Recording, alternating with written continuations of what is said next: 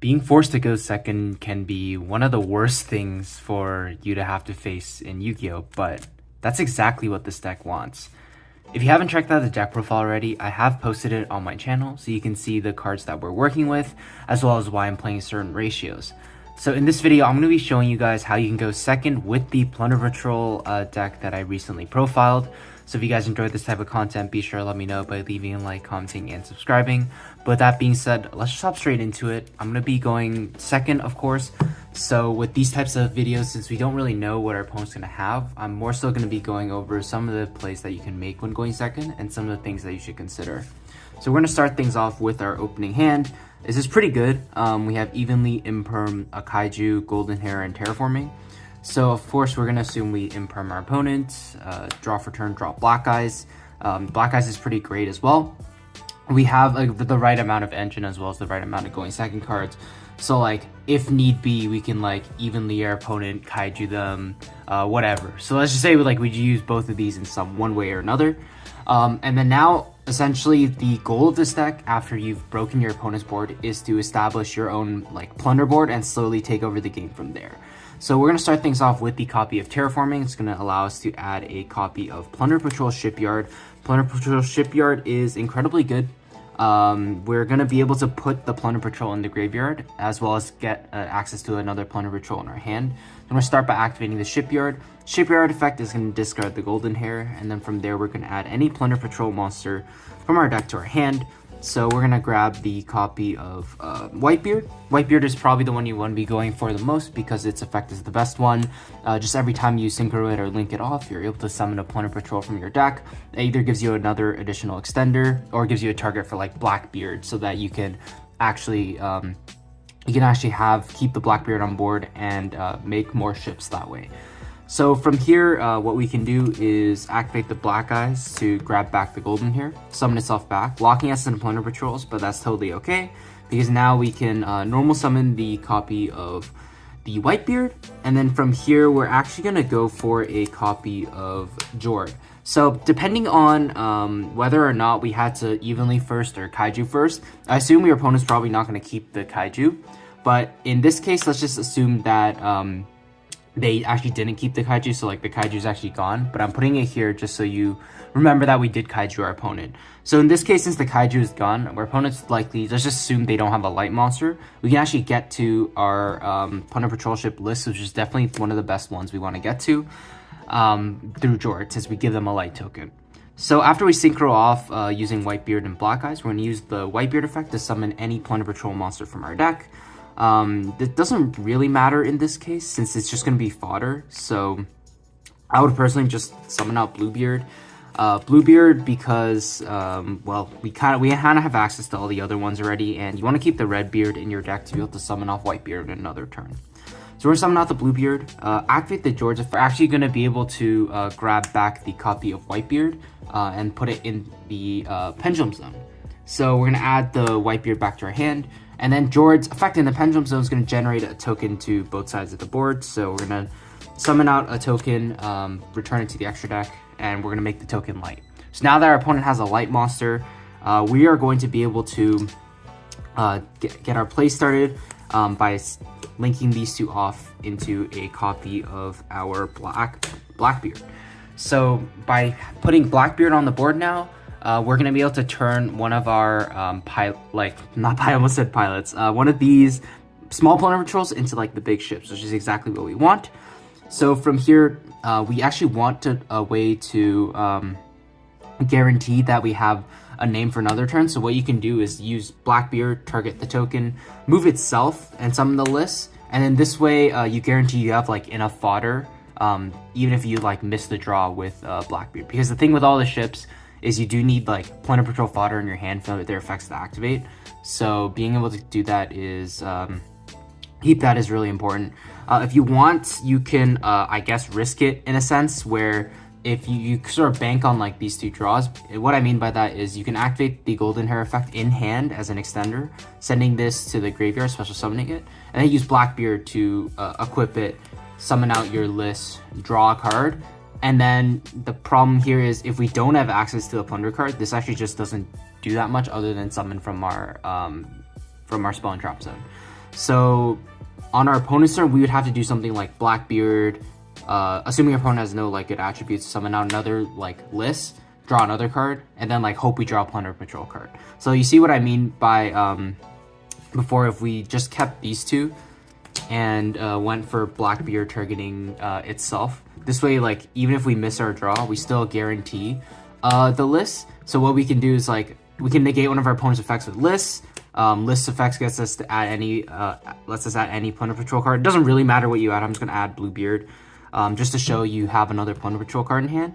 But the important part is you can summon Blackbeard from the spell and trap zone, and then Blackbeard allows you to tag out another ship. So you can tag out itself for another attribute ship if needed. And it doesn't matter that this list doesn't have like something equipped to it anymore, because we're going to be able to we already used this effect to negate something. So that's sort of why I prefer going for this line. And in addition, discarding the white beard on your opponent's turn guarantees that you'll have a red beard as well.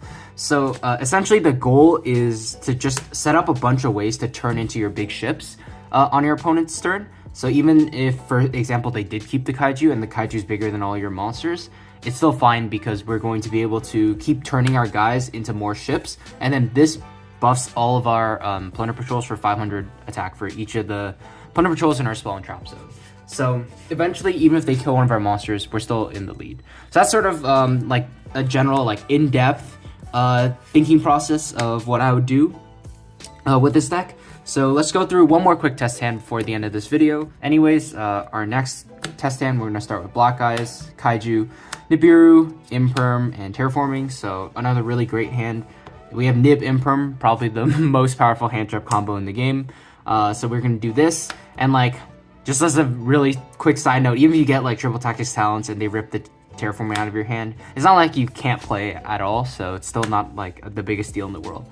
But we're gonna do that, draw another Nib for turn, totally fine. You can just act as discard fodder, so it's not a big deal. We're gonna start off with the terraforming, of course, allowing us to grab the Plunder Patrol Shipyard from our deck to our hand. Plunder Patrol Shipyard is then going to be activated, and then from here you can just discard the copy of Nibiru since we do want to keep Black Eyes. We are going to grab a copy of the Whitebeard from our deck. Like I mentioned in the first test hand, Whitebeard is definitely the one you want to be going for the most. It just gives you the most value when you link summon using it. Even though it locks you into plunders, it's still exactly what you want. If our opponent was able to put up something after the Nib Imperm, which I doubt, you could kaiju them as well, but we're just going to assume that isn't needed in this hand. So what we're going to do is normal summon the copy of Whitebeard, link off the Nibiru and the Whitebeard into a copy of Blackbeard, and then activate the Whitebeard effect to special summon any plunder from our deck. From here, I'd personally go for Golden Hair. Not only do you want Golden Hair in your graveyard as a potential extender later on, but it also means it's a tuner, which means with Black Eyes, you're able to synchro for any plunder level 8, which can be really great. So what we're going to do is Black Eyes target the Whitebeard, add it to hand, special summon itself out. And then from here, you have a couple of things you can do. If you need to beat over a big monster, you could, like if you need to beat over the Nib token, you can go like Bran or something. Or you can even go like Plunder Patrol Ship Mork to Xyz and banish your opponent's monster, which can be okay as well. It really just depends how big this Nibiru token is. So if we're not able to out it, you probably want to go for the Mork. That way, even though you aren't able to get Mork as a quick effect, since it isn't equipped with a Plunder Patrol, you're still going to be able to out the big monster on the board and start establishing your plays from there. But another thing you can do just very simply is if the Nib token's like small enough to beat over, you can just synchro for this, like beat over with Blackbeard, and then like start establishing your Plunder Patrol slowly. So we can go like Golden Hair effect in the graveyard, discard the kaiju, summon itself out. Blackbeard, target the Golden Hair before you kill the Nib token, of course. Summon out your copy of List, and then draw your card, whatever it is. And then from here, we have access to like a Jord as like a protective play, being able to just grab one from our deck during our opponent's turn if they special summon a monster, as well as List as a monster negate and further extension. If we really wanted to, we could technically extend further since we drew a Bluebeard. But anyways, we're going to be able to essentially have List as a monster negate, Jord as a way to protect ourselves on our opponent's turn, as well as Blackbeard to turn itself into any ship And this is all assuming that your opponent doesn't have like ideal attributes for you to steal. So like if your opponent essentially just has no attributes at all, and that's what I've been assuming in all of these hands, like you're still able to do all these plays, which is really great.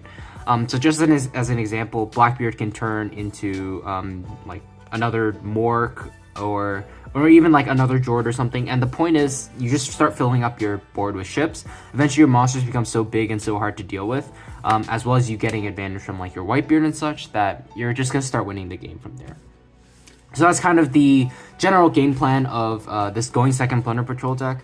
Of course, you are always trying to go second, and the great thing about Plunder is by going second, you can play all those board breakers, but also you just get a lot more value from a card like Blackbeard, because now your opponent's going to have a bunch of monsters in their graveyard, hypothetically, meaning that you won't have to always just use like Jord or Nibiru to give them like a token that is the desired attribute. So that's gonna do it for this video. Hopefully you guys enjoyed it. Let me know if there is anything you would have done differently in those hands. And once again, I just want to say, like, I can't really assume that our opponent has a certain type of card, so that I'm just going over generally what you should expect when playing this deck, and like sort of the combo lines you're going to go through. So hopefully you guys enjoyed this video.